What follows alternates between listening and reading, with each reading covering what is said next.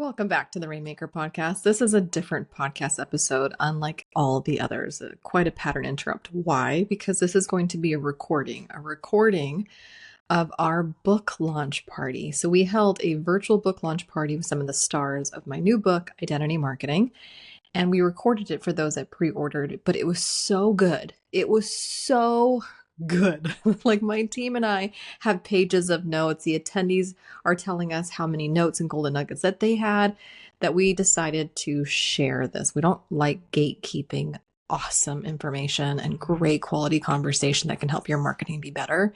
So we didn't want to gatekeep this either. We decided to publish the virtual launch party recording for you on the Rainmaker Podcast as a very special episode. So who you'll hear on the show, you'll hear Kelly Ruta, you'll hear Alex Cattoni, and you'll hear Mike and Nicole from Smashed. Each of these individuals are stars of the book. Kelly is in chapter 3 of the book. Nicole, Mike, they're from chapter 8. Alex is in chapter 7 and chapter 13. I mean, like, these individuals really influence what you will read inside of identity marketing, and we got to hear from them, and I got to ask them questions from the people. So it's a really great conversation about ethical marketing, how identity marketing can be used for relationship marketing, strengthening. Like, there's just some really good information in here that you're going to love. And so without further ado, please welcome the stars of the identity marketing book. Yesterday, I felt 42 weeks pregnant with a little thing called identity marketing. Any of you who've ever written a book, it is a monstrosity. You think writing it is the hard part? No. For us and my team, it was actually the part that felt the most in flow. We wrote it in like 2 months over the summer. And then from that moment, then editing it, developmental edits, which is not the same thing as proofreading edits, then incorporating these incredible guests into the content of the book and like marketing it and getting it ready. Like, oh my gosh. So yesterday I felt 42 weeks pregnant. And today, this morning, I have successfully birthed this thing. It's 8 pounds, 6 ounces. Mom's doing great. Baby's doing great. The family's all excited. That's exactly how today feels. And in celebration, one of the things that we gifted our pre-orders was this incredible opportunity to have a party with some of the stars of the book. So I'm actually going to have my stars introduce themselves one by one, but I'm actually going to have you guys do it in the order that you are in the book. So I'll actually introduce the chapter that you're in, and then I'll have you go and just do a quick intro. This will be fun because some of you are literally reinventing yourselves, which is always fun. So I'm actually going to have Miss Kelly Ruta go first. So Kelly is in part 1 of the identity marketing, which is the section of like, what is identity marketing? And just so that we're all on the same page, let me define it for everybody. Identity marketing is connecting your brand so deeply with your customer's identity, who they are, but also who they wish to become, that they will literally be buried in your brand. Just like Harley Davidson hogs are buried in Harley Davidson caskets, or in Alex's case, people tattoo her logo, her icons on their skin to mark a pivotal moment in their life. Like, you've made it when you're being buried in a brand or tattooed on your skin, right? And that's identity marketing. So Kelly is in a section called part 1, which is like, what is identity marketing? And her chapter specifically is the cure for your consumer's crisis, under the section, how not to do identity marketing and avoid unethical tactics. Kelly? Hi, thank you so much for having me. I'm so excited. I get to be at the birth. That's so fun. Hey, I'm Kelly. I was a clinical psychotherapist for 20 years. I left 10 years ago to start to serve entrepreneurs. I do identity development and transformation work with leaders, and I do emotional agility development work for high performing teams. And I'm super excited to answer questions and dive into all the juicy goodness today. Yes. Okay. Thanks, Kelly. Okay, our second guest or star, I like to call these stars of the show, is actually Nicole and Mike from a company called Smashed. Now, this is really one of the best stories in the whole bloody book, is a story of a $15 an hour intern who goes viral.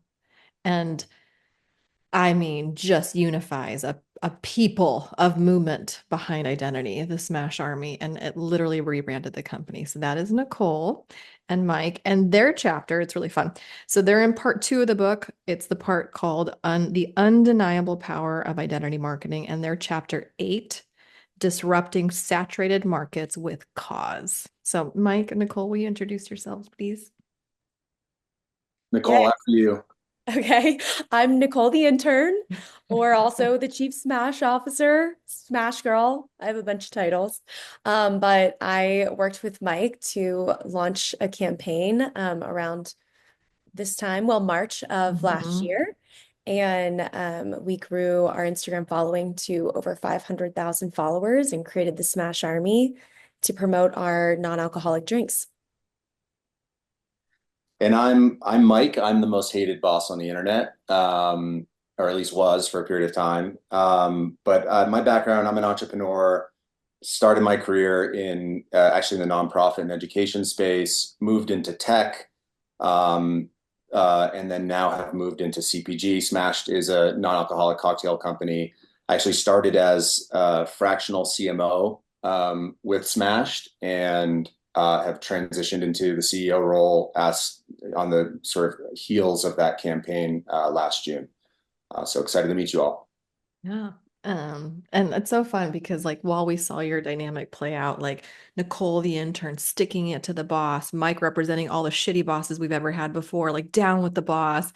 In truth, they were actually like really good friends behind the scenes, like just trying to capture what Mike calls lightning in a bottle, which is one of my favorite lines from your podcast episode with us.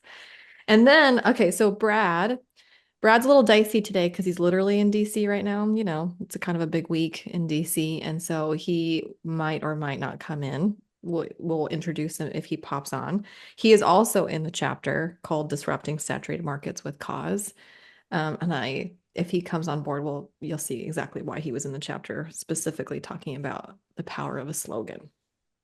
Then we have, to conclude us out, we have Miss Alex Cattoni from Copy Posse, who I'm obsessed with. I think I'm just an affinity for Canadians. I think all Canadians are just like the nicest. I would just come to your family events at all times type of people.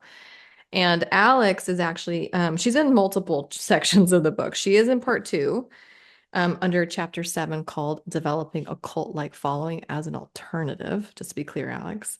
But your real star chapter is chapter 13, which is in our framework section.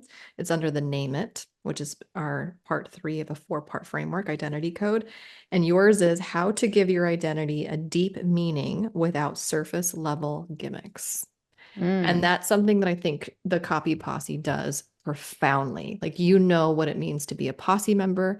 There are non-negotiables. There's a posse philosophy. Like, it is going to your website is like identity marketing heaven to me. And so she does it. And anyways, you're a star for many reasons. Will you introduce yourself? Thank you. Oh my gosh, I love that. Thank you for that introduction. Yeah, my name is Alex Cattoni. I got started in the online marketing world in 2008, also as an intern at a company called Mind Valley. Grew in the company until I was the creative director.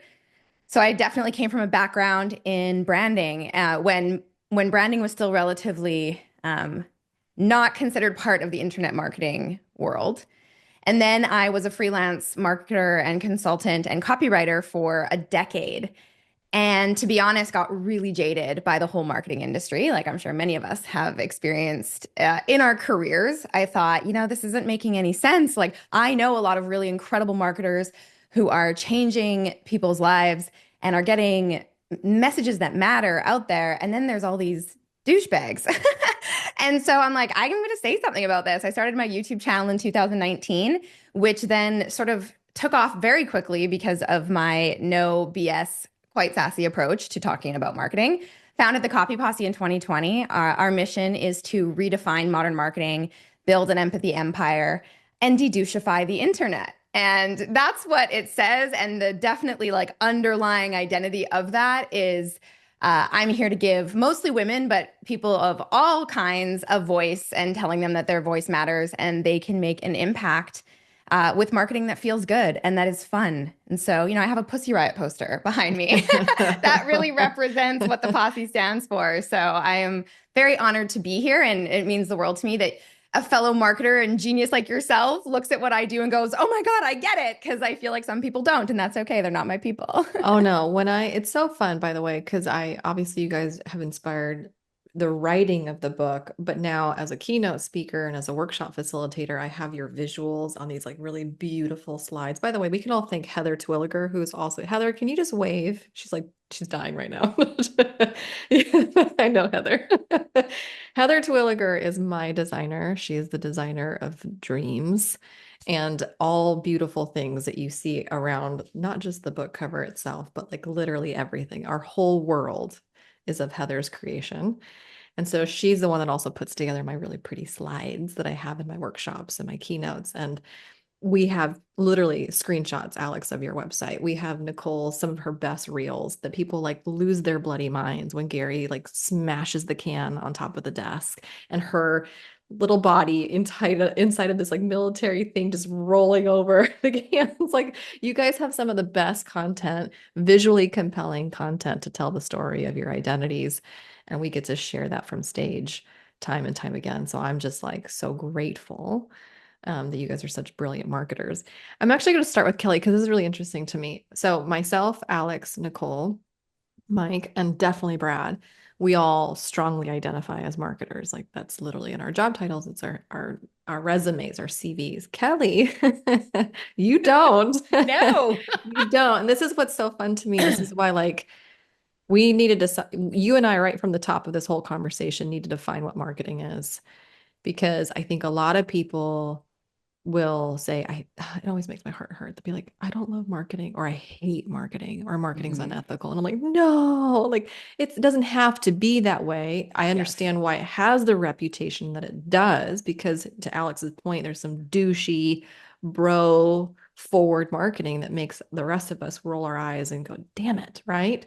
But Kelly does not identify as a marketer. Do you think that you will now with identity marketing, or where are your thoughts? Where are your feels? I'm all up in my feels about all this stuff. I was one of those people that used to say I hate marketing because it's not my subject matter expertise. Psychology is, right? So, and being trained to be a psychotherapist, they're very anti-marketing. I never marketed. I always had a full practice. I didn't need to market. So when I transitioned into this world, this was a skill that I had to develop and still am working on developing. This is, I have to say, in the about 10 years that I've been doing this, this is one of the only times I can recall. I can think of maybe only one other time, V, where I was actually excited about marketing. So the transition for me was I have to market in order to have a successful business. Now it's, I get to market in a way that's in alignment with my values, with my ethics, with my training, with my beliefs, with all of the things. And I get to do it in a way that's a lot more fun and isn't hokey and isn't, I love formulas and I love frameworks, but unless there's real meat to them, I mean, we're all kind of like burned out from that stuff, So this book, I'm excited because I'm in it. I'm humbled because I'm in it, but I'm excited as a learner of the content in the book to then apply it to all of the changes that I'm making in my business this year and beyond. Well, I think we should also talk about just the psychology of identity, because that's what the book is really helping you do. We give you a 4-part framework to leverage the psychology of identity. And I early in the book, I also give credit to James Clear. So raise your hand if you've ever read the book Atomic Habits. It's one of those. It's like one of those 20 million plus copies in production, sold. And like, obviously we're having this conversation in January of a brand new year. So it's like everywhere because everybody wants to develop good habits, atomic habits at the start of a new year. And he makes the argument very early on in the book, I think chapter 2, where he's like, the reason that most habits fail is because they're outcomes based. Like you're going to the gym because you're trying to get fit, you're trying to work out, you're trying to get healthy. There's an effort to achieve an outcome. But the habits that really stick are ones that are identity fed. I don't go to the gym trying to get fit. I go to the gym because I identify as a fit human. And because I identify as a fit human, I will eat a particular way. I will buy particular clothing. I will go to the gym, not just January 1st, but June 1st and September 1st. If your habits are fun or like just founded and just deeply ingrained in how you see yourself, they will stick. And so when I was reading this chapter, I was like, oh shit. I'm like, we've been doing marketing bass backwards this whole time, because how much has our marketing message been around outcomes, outcomes, outcomes? It's outcomes-based marketing. Like, oh, features, benefits, outcomes, this, that, buy this, have this. And how few of our marketing messaging is centered around who you are and who you seek to become, which is self-actualization, which is Maslow's hierarchy of needs. So Kelly, like, I'm spouting off psychology that I have no business. The little that I know. I'm just bobbleheading because you're spouting off all of the like awesome stuff. But tell and me I love from that your you're quoting perspective. James Clear, because Thanks. I am a big proponent of using science in our work, and best practice science, not pseudoscience, not fluffy stuff. So his work is so sound, and you hit the nail on the head, because when you think about it, why are we all marketing what we do to begin with? It's because through our work, we want to express in some way or evolve into that version of ourselves that we see ourselves to be, that we want to be, that we've maybe always wanted to be. And so you're making such good points about this. And so if people can start to see marketing, people who are kind of like, oh, marketing, this is hard, I hate it, sucks, whatever. If you could start to see it as just a way that you align your actions in your work with the person you are or are becoming, your resistance to doing it is going to just chill the fuck out a little bit. And that's the problem, is the resistance. It's all, and resistance just means all the pushback that you feel when you go to do something new or hard or different or challenging, right? We all have it.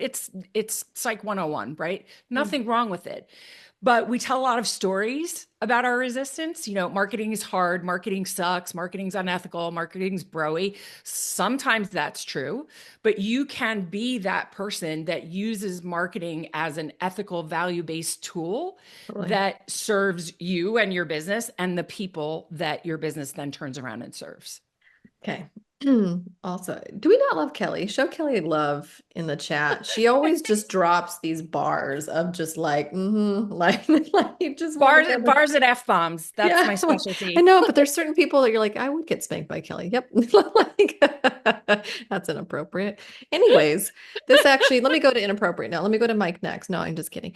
Actually, I do have a question for Nicole and Mike, because this came up from one of our people. So people were able to submit questions ahead of time. And I thought this one was like kind of perfect for you guys, considering all that you've done to garner such phenomenal attention on social media. So here's the question from Victoria. How do you avoid the try hard trap when crafting a brand identity, especially when you're trying to keep things fresh and exciting? What's the secret to staying relatable without overdoing it or coming across as cringe worthy? Now, the reason I'm bringing up Nicole and Mike on this is because Nicole has dressed up as a piñata, as Kill Bill, as a unicorn. I'm missing some. Mike, I mean, we got to find it, Mike. You were Beyonce on the beach. Like the two of them have done some really incredible social media content that I would imagine makes you feel a little cringe or makes you feel like, ugh. And yet it has worked, and it has also been leveraged, I think, to mobilize the Smash Army. So how have you guys wrestled with that, and how does that relate to the brand today? I love that question, Veronica, because I know in our podcast episode we touched a little bit about my comfort zone when we started the campaign, and a term that I learned in a door-to-door sales internship in college was your cool card.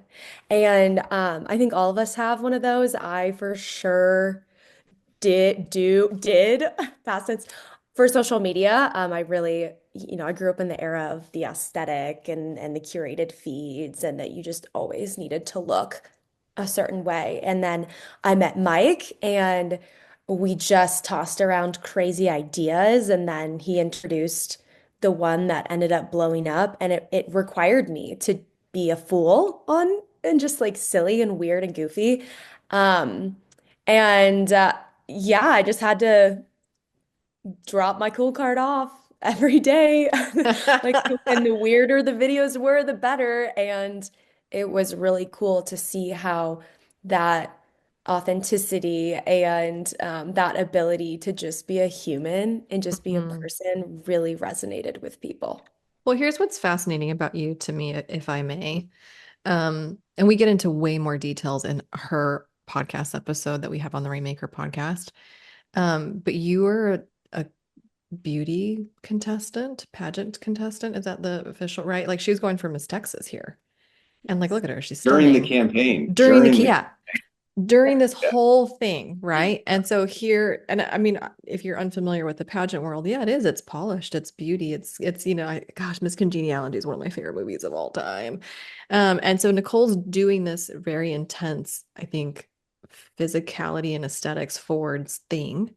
And then you're watching her on the best marketing strategy ever Instagram handle, just being kooky and crazy and fun and pretending to do lots of different things. And yeah, it was her and Mike having the idea to treat the can, mixology at the time, as a grenade, chucking it across, right, the fence. And she's wearing like a, one of those like Halloween kind of military hats.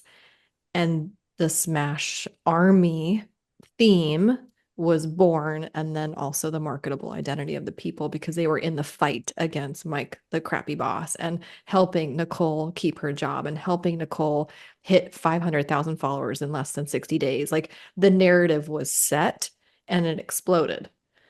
Mike, do you want to add to that? Yeah, I mean, I'll just give you a quick funny story on that. I mean, there was a day we filmed across the country, and there was a day that we were in Bend, Oregon, and we had spent the day filming. I mean, we were creating content.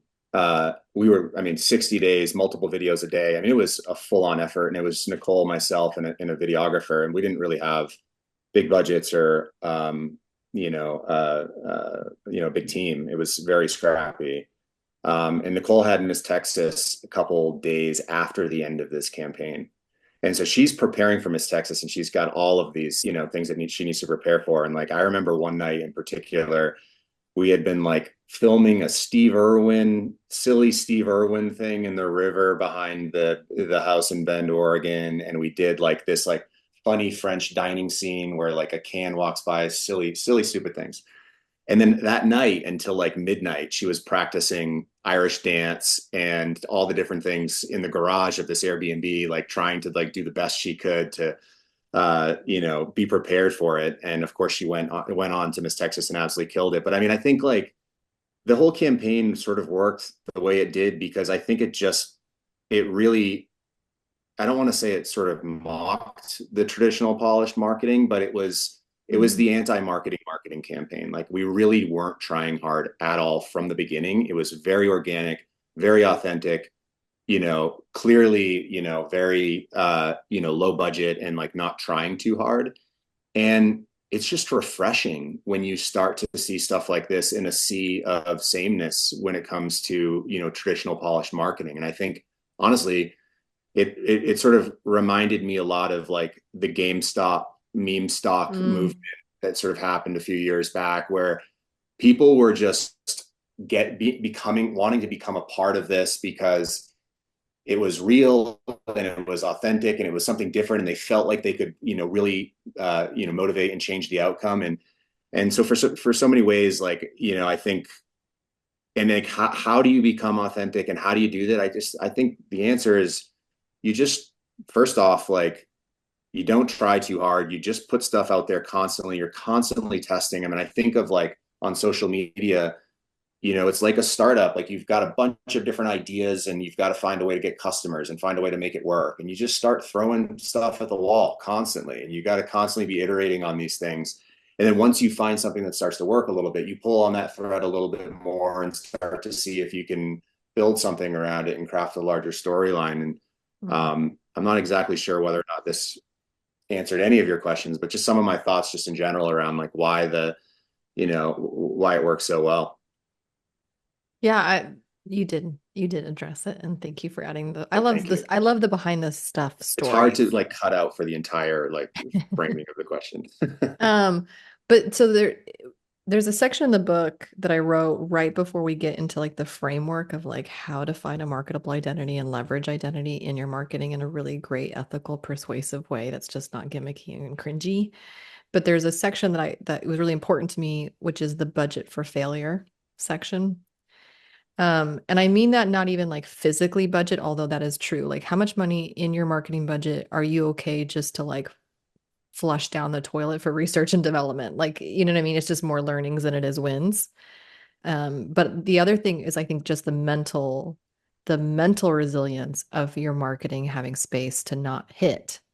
And I think too often as solopreneurs, as small business owners, we treat marketing like it has to take, or it's a signal that I'm not meant to do this, which is like the worst thing you can interpret, because all marketing is hypothesis testing. Like you're just tweaking and playing in the sandbox and seeing what's working while being authentic, but just being playful. And I think watching Nicole be playful, literally in costume or in messaging, and there was some campaigns that you guys did that just didn't take, the political avenue didn't take, like there was a couple ones that just didn't hit, and that's okay.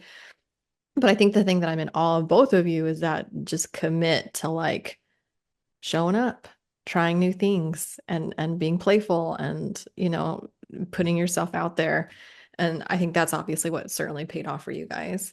This brings me to Alex, because Alex's brand, I wasn't there at the early days of Alex's Copy Posse brand, but what you see today is ridiculously polished and beautiful and curated, and the colors and the typography. I mean, it's just like I'm in awe of it. It's stunning.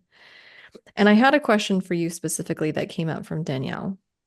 Well, I'll read it to you, but I think it's a bigger conversation and maybe of like where marketing is going. So here's her question. She says, what are your thoughts on traditional sales pages and where they're going? I feel like they're getting so long and wordy, and it's just, quote, you're struggling with why, by my ex, quote, right? Over and over again in 10 different ways. It's the complete opposite of identity marketing. How do we incorporate these practices of identity marketing into sales pages or other marketing collateral and material for services, courses, again, in authenticity, without being cringy, without also pitch slapping our way into a purchase over and over again, which is different copy. So like Alex, you do this so well. And I know you give templates to a lot of your paid customers too. So I'm curious, maybe like we'll have Copy Posse do an identity marketing template. How cool, how badass would that be? But anyways, what are your thoughts, Alex? Yeah, great question. So I'm actually allergic to templates. I don't really do templates. Okay. I do formulas and strategies. And it's because I really believe that, marketing is understanding where your customer is at and then adapting your message to meet them where they are at. And so while I'm also allergic to long sales pages, I think we need to remember that as marketers, we're often not marketing to ourselves. And while us marketers can be a bit jaded and look at a long sales page and be like, oh my God, right? Like all of my sales pages are ridiculously long. We have tested multiple times. I've done this with different clients as well. You have to remember that there's different speeds of buyers and there's different types of buyers. So while a more emotional buyer, just identity forward, like, hey, we're here to dedouchify the internet, you in? Like, you with us, girl? Like, get in. Of course, there's going to be people that are like, yeah, like, I don't even know who you are or what you're selling, but like, I'm getting in that train. And then you have people that are very logical in their decision making and they need more information. And the number of people who tell me, like, I read every single word of your sales page twice. Then they still join me for Q&A calls. Then they book a clarity call with my team. And so the way I see it is, as marketers, it's our job to present the information in a way that's going to not only convince the fast emotional buyers, but the people who maybe do need a little bit more time or information. And so my philosophy with that is make sure you're marketing to all three. Make sure you're giving the people who are just like in like sin an opportunity to buy right away, but then make sure that you're also speaking to the people who are like lurkers. I mean, my average customer, it used to be that it took them 44 days to make a purchase. We've now gotten that down to 28. And that was just because we launched some lower ticket stuff. Before, my lowest ticket thing was 197, and it would take months, if not longer, for someone to buy from me. And if I was applying the same, buy, die, or unsubscribe mentality of these internet marketers of like a lead after 30 days is dead to you, it's like, great, I'll take them. They can come hang out with me. And that's sort of always been my philosophy. So I too have to fight the like, like, why do we have such long pages? But when I design a sales page, even though it's long, I spend thousands of dollars on the design. I mean, if you've scrolled any of my sales pages, like you can tell it's not a show it template. You can tell it's not cookie cutter. I really put a lot of love into it, and I include a lot of different dynamics that people can choose to interact with or not, like accordion menus to dig deeper into certain modules or FAQs. And so I think for me, true to what V said, it's experimentation.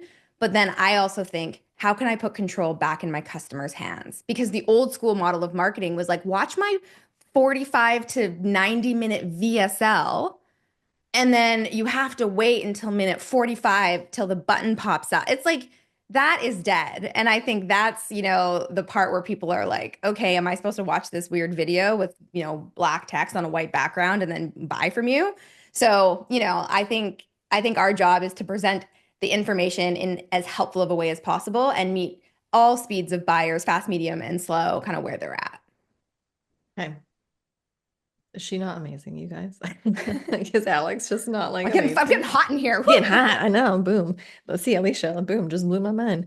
Okay. This is so I want to bring this up because I'm curious on your perspective. I don't think I ever asked you this in our little interview, so I'm going to ask it here. But like, one of my favorite lines on your website, it's like you say, this is the second coming of like copywriters, and we're leading the way. Something like that, right? Yeah. Which obviously is a nod. What else is the second coming? It's a little bit of a, religious nod. Mm-hmm. And then it's Russell Brunson. I'm going to bring him up. We want to bro.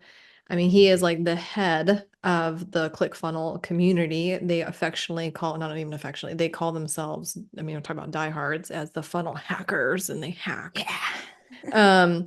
But he, I think in his book, Expert Secrets, talked about when they started this software company with no money, he knew that in order to disrupt, he would have to do it with, a competitive edge. And so he was studying historical figures like Hitler. He was analyzing people like Jesus Christ.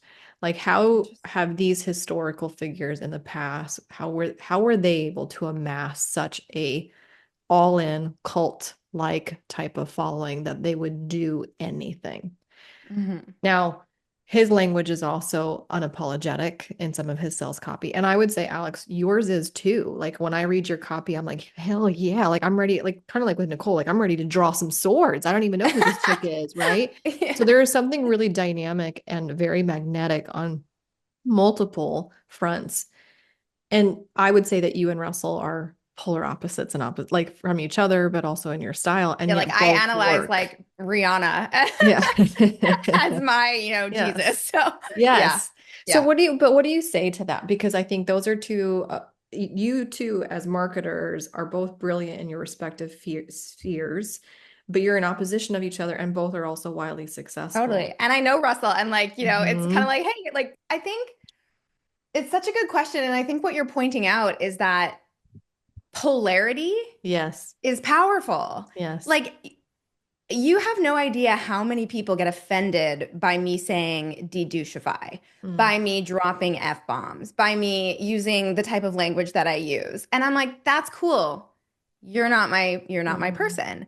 And I'm not gonna lie, like it does rattle me sometimes, especially when people get nasty, but it honestly fuels me even more to know that like this is why I started this brand in the first place. Because, I was that classic, good little girl who was told to just be quiet and play nice. And I have had that programming for years. And so it is like, it takes every little brave girl bone in my body to say like, no, we're going to dedouchify the internet and ruffle some feathers. And that's why it took off. Just like Russell, I mean, Russell's doing the same thing. He's just speaking to a completely different demographic. And I am very proud to say, and I say this like with obviously a chuckle, I can probably count on one hand the number of young, white, straight American men are in my community. And I'm like, that's cool. Because guess what? I get everybody else. And when I do get a young, white, straight American man in my communities, I'm like, cool, tell me about yourself. Like, what drew you here? Like, why are you here? Because I find it fascinating. And I think coming from this very male-dominated industry where I would go to these conferences and listen to people like Russell or be sitting at a table next to Russell or any of these big marketers, I felt less than, and I felt like I didn't have a voice or I couldn't really share my thoughts. And so I was terrified. And so going back to the question of like cringy, I didn't come out guns a-blazing. I didn't come out with my very first video and say, here's why I'm here. I'm going to dedouchify the internet and like, F all you guys. It wasn't like that at all. It was, hey, here's who I am. Here's why I have some authority to talk on this. And here's what my philosophy and beliefs are. And then it started to grow with time. And I do believe that it's not about necessarily getting crystal clear on that identity right away. What helped me was getting clear on my values, going back to what Kelly said. And then the people would start coming and then we'd start having conversations. And then that would give me the courage to speak up more about it. And then it just kind of grew from there. Nicole, did that anything that Alex just said, it just reminded me of you deeply for many reasons. But like she said on the podcast episode, she's like, I'm like, what is the Smash Army? Like, how would you define these people? And she's like, Nicole, do you remember what you said about like, I think it was me at the beginning. Do you remember? Like it was you being rebellious. It was you not being that little girl that you were raised to be. Do you remember this? Oh, yes. Yes. Okay. I do. Yeah. So like, it's interesting to me that these, or like, and obviously we don't have a representative of Harley Davidson, but Harley Davidson, they're hogs. But Hogs was not a brand manufactured identity. Hogs was literally the story of a whole bunch of riders that would like, when they won their races, would tie an actual pig, an actual hog on the bike with them. This is before PETA. And they would put it on the bike and they would celebrate with actual hogs. And then the brand was like, oh, this is so cool. They call themselves Hogs. We should probably make this mean something. So they called it the Harley Owners Group, and it was formalized and it was formally recognized by the brand. Taylor Swift is another good example of an identity marketing play where the people self-identified. They called themselves Swifties before she ever called them Swifties. It was like a random interview where she's like, yeah, my people call themselves Swifties. I think it's cute. It was like kind of that 1989 era. And so like more oftentimes than not, to Alex's point, when you're in business, when you're already in operation and you've been doing it for a minute, the identity is already there. You just haven't seen it, or you haven't discovered it, or you step right over it, not realizing it was possibly a leveraged marketing that you can market with and that you can draw even more people that resonate with that message. And if you are a solopreneur and you are a business owner, your business is usually in the service of a former version of yourself where you're solving a problem that you had that nobody else was there for.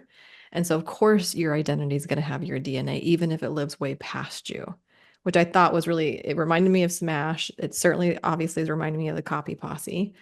Kelly, Russell's not here and I'm not here to bash him, but this is why I had to have Kelly in my book. And honestly, we created this quiz. So if you buy the book, you can go to our website and there's a section on identitymarketingbook.com called The Stuff of Legends. So once you purchase the book, you can actually go in and like enter the identity marketing world. It's like Hogwarts. And we have a quiz that will actually tell you which chapters to read first.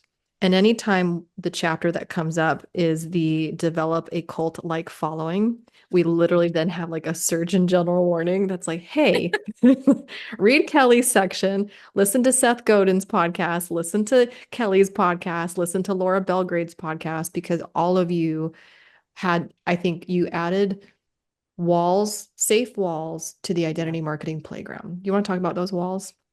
Yeah, really what we're talking about are boundaries that you put in place that you use as ethical guidelines.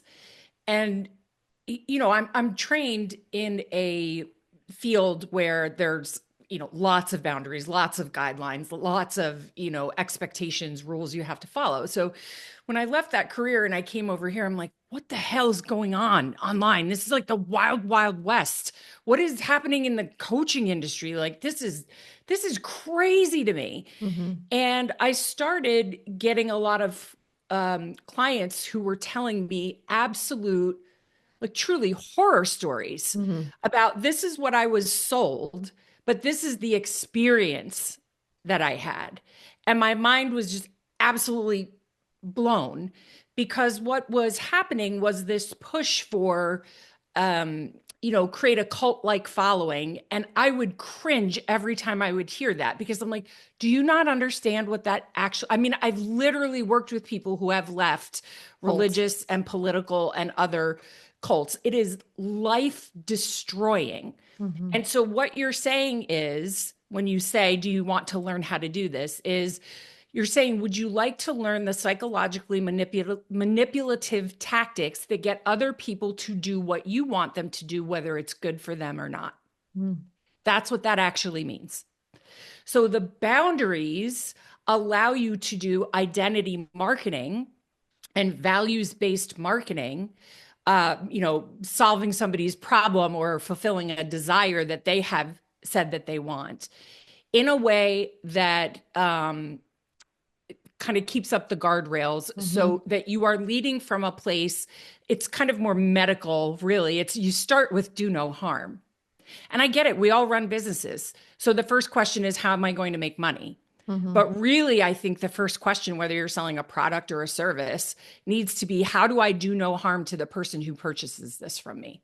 And I wish more business owners would ask themselves that related to their products, services, and marketing. And so that's why these boundaries are so important. And look, I get it. Cult-like tactics are sexy because they work. They work really well. People can leave cults and still behave as if they are in the cult for decades, if they do not get, help to kind of be deprogrammed from it. The other thing is, I think there's a lot of really well-intentioned people. I think mostly people are well-intentioned. They just aren't necessarily well trained in why doing something a certain way might be harmful to another person. So I think that really what you're setting up with your book and coming at it from all the angles that you come at it from is that it gives the reader, and I consider myself a consumer of the book as well, right? It gives the reader the ability to have a completely holistic learning experience about marketing and how you can do it in a way that you feel good about, keeps people who interact with you, safe, and also creates money for you and outcomes or, an experience for them. Yeah, and look, other than my marriage of 15 years, I have been in a committed long-term relationship with marketing, literally for 17 plus. Like I still have such an affection, a love, a deep, deep admiration for the craft that is marketing. But I can understand why so many people feel discouraged by its practice because there is no, I mean, I think the Attorney General is trying to catch up. Like the FTC is trying to keep up, but like for the most part, it is very dysregulated. People can say whatever the hell they want to say, and there's very few that will have their hands slapped, and they do make an insane amount of money. Yes. One of my favorite podcast episodes that we did, it's in the private podcast playlist that you can have in the book, is the conversation I had with Seth Godin very recently. And I think I was venting at one point in the podcast about like, how do the real ones, the ethical ones, such as ourselves, you wouldn't even be buying this book. This is really important to me. The way that we wrote the back of the book was to, on purpose, only attract those that sought to use marketing with ethics. Like, this is not a shortcut. This is something that like yield carefully. And that's why we have so many like guardrails and boundaries, as Kelly put it. And so I was kind of venting to Seth Godin in the podcast just about like, these hustlers and these grifters. And he's like, okay. And he just kind of like dropped one of those moments where like all hail. He's like, I ask myself two questions in discerning between grifters, hustlers, and the real ones. The first question I ask myself or I ask them is like, would you even be doing this if you weren't getting paid? It's like, damn. He's like, because there are a whole bunch of marketers that wouldn't be doing anything if they weren't getting paid. Yep. Versus I think a lot of all of us, whether you work with Alex, you work with myself, you work with Kelly, like, right, like if you never pay me a dime, I'm so grateful that I got to help you in some capacity, even if it's free social media content or whatever, right? And then the second question he posed was, if you stopped doing what you were doing, would you even be missed? I was like, oh damn. And I think that's the biggest thing too. Like, yes, I wrote a book about identity marketing, but to me, identity marketing is one powerful, if not the most powerful way really to do what I love most, which is relationship marketing. Mm-hmm. Right? There's so many forms of marketing. There's social media marketing, there's paid marketing, there's search marketing. There's so many vehicles to have eyeballs look at what it is that you do. But my personal favorite form of marketing is relationship marketing. And what better way to form a relationship than co-identifying by saying, I too have these values. I too believe in integrity or bust. I too have these non-negotiables, as Alex put it. Like she has like values, but they're wrapped in non-negotiables, which I'm like is even more unapologetic. I'm like, that's right, because you're not here for everybody. Like there is something really, really powerful that when you can find your people and you connect so deeply. And part of that connection is obviously in identity. So here's my question to each of you. Where do you go from here?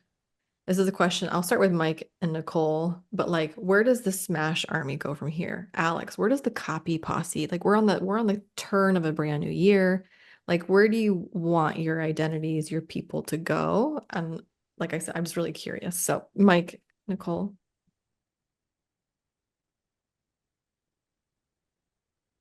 You want me to take it first, Mike? Sorry, I was muted. Okay. I was just saying, I think with us, we've always really wanted to try and give our community a deeper sense of ownership over the brand and really just sort of lift the veil on what's involved in building a CPG, brand in beverage. So I think for us, it's continuing to give them, deeper levels of transparency, opportunities to participate in the building of the company, and really sort of thinking about this a little bit differently of like building this with our community and giving them the opportunity to help lay the bricks with us. I've always said, like, from the end of this campaign to now, the only thing better than having 500,000 rabid followers on social media that are obsessed with your brand is to have each of them meaningfully and financially, even maybe in some cases financially invested in the success of your company. Because then you're literally have this true army of people who are not just a fan of the entertaining content you put out, but really want to see your brand succeed and really believe in the mission that it stands for and really want to be a part of its success. So I think for us, it's really just deepening that connection with the community and really being transparent and sharing, the challenges and the wins and all of that stuff with the community and giving them, that greater sense of ownership. So it's sort of leaning in even more, to that community than it is to kind of think about how we're going to market a non-alcoholic cocktail, right? Like it's yeah. So that's kind of my thoughts around it. Love it. Nicole.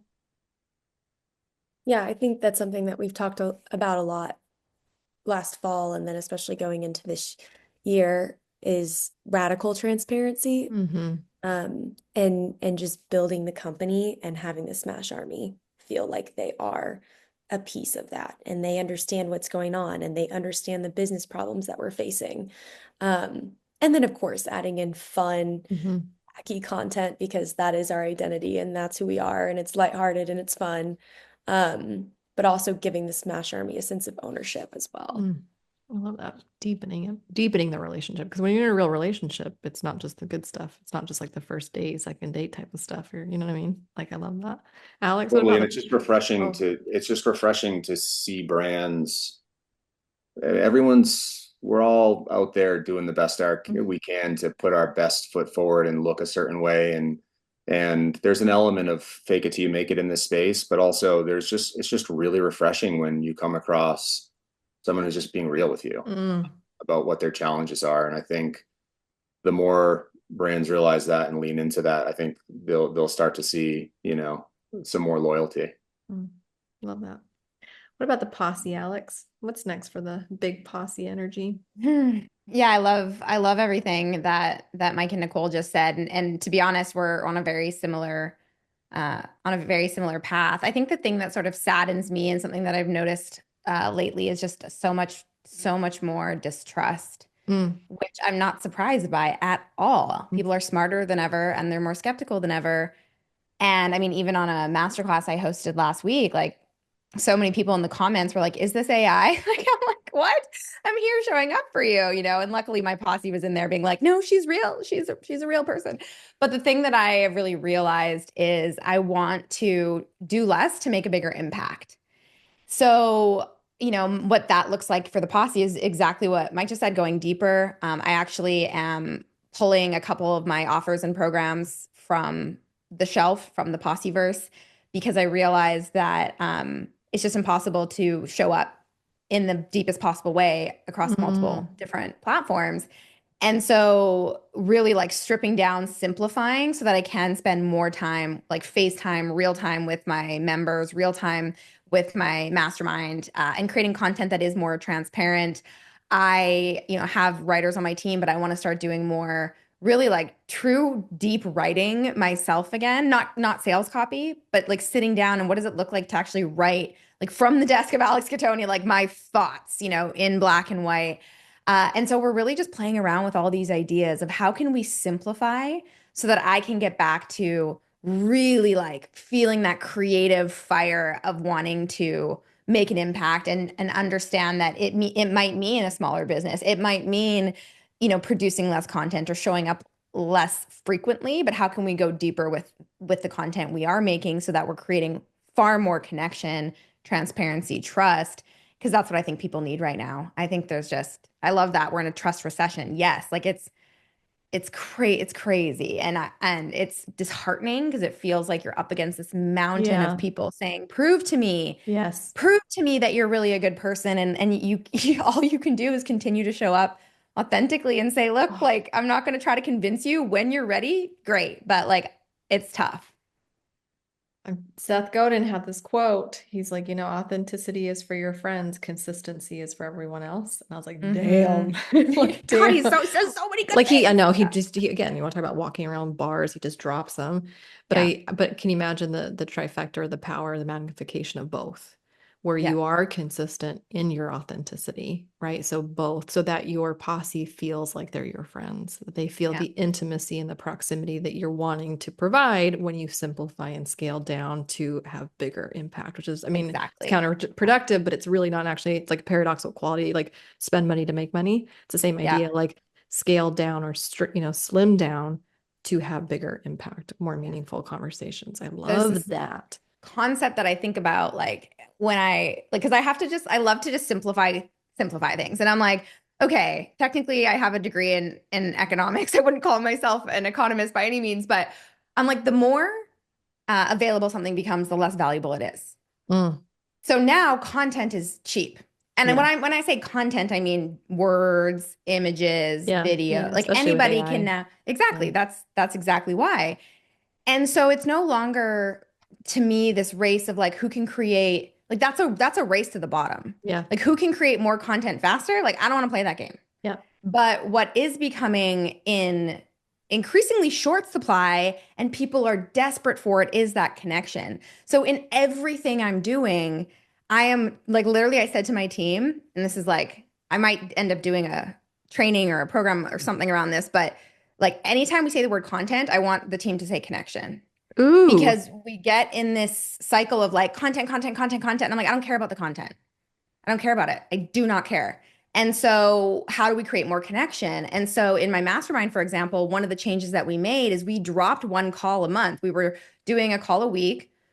And I was noticing that show up rates were going down. And these are people who are paying to over $10,000 to be in this group. And I'm like, what the hell, guys? Like, and so I just, messaged them all. I'm like, what do you need? And they're like, I just don't have the time to be on more calls or watch more replays. What I want is just like more connection and like to have more access. And I was so resistant to having like a WhatsApp group with my mastermind members because, it's all about like boundaries. And I'm like, F boundaries in this scenario. Mm-hmm. My mastermind members need connection.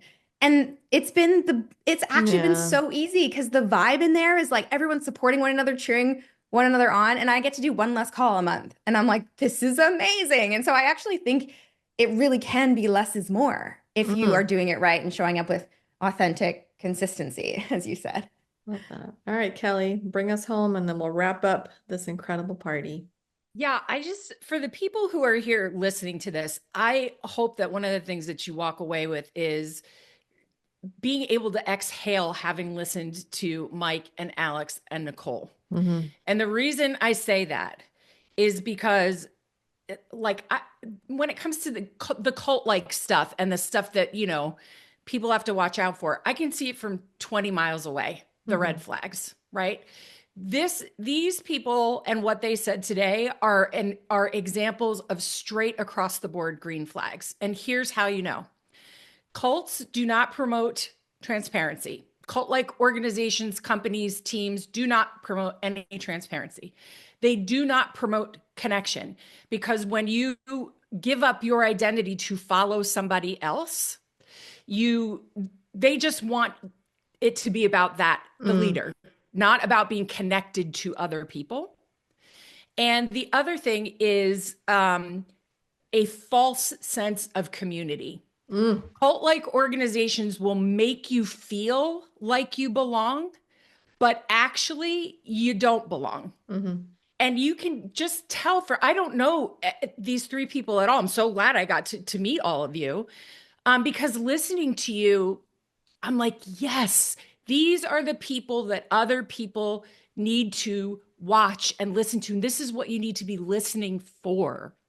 So when a business owner says, I want my community to have more of feel like they have like a stakehold in what's going on. I want them to feel like not only they belong, but there's a sense of ownership and cults don't do that. They don't want that. They don't want that. And again, you can be literal about cults, but also cult-like organizations that use cult-like tactics. It's not what these people are doing. And so there is a trust recession. And a lot of the work that I'm going to be doing moving forward is working with teams, because we all know that team turnover is really expensive. Yeah. We all know that productivity in the world right now is a very difficult thing. And unless you're a solopreneur, you really need a killer team to take your vision and make it a reality. And all of these things will be central to not only being an outstanding leader in your company, but you want your team members to also have these kinds of qualities and be really hooked into these values as well. So if you walk away with anything today, hopefully you can walk away going, I just got exposed to 3 other people that are renewing my trust in business owners and marketers, and you've heard some language that you can now be a discerning buyer and consumer and lean in and listen for these kinds of things from other, companies you're looking to interact with or buy from. Thank you, Kelly. That's like a perfect way to end our party. So I will just say thank you so much to Nicole and Mike and Alex and Kelly. And thank you to everybody who you wouldn't even be on this call if you didn't pre-order. So you said yes to something that you don't even physically have in your hands. You didn't even see the table of contents to make it. You just said yes to a new way of a better way of marketing that is more integral, that feels so good because you're inviting people to be something, not just buy something. And so I personally, as my new identity as author as of today, wanted to thank you all for doing that. And help us share this, share it with as many people as possible. We are doing this grassroots style. There is no publisher behind the scenes. It's just me and my team. And so share the word, tell the good news of identity marketing. And until next time, love you all so very much. Thank you. Thanks, guys. Thanks for listening today. If you've loved what you heard, make sure to rate the show, subscribe, and leave a review. It helps us get the Rainmaker Podcast in front of more passionate marketers just like you. And if you're ready to transform your marketing from buy this to be this, pick up my new identity marketing book available on my website at veronicarami.com. Until next time, my friends, keep making it rain.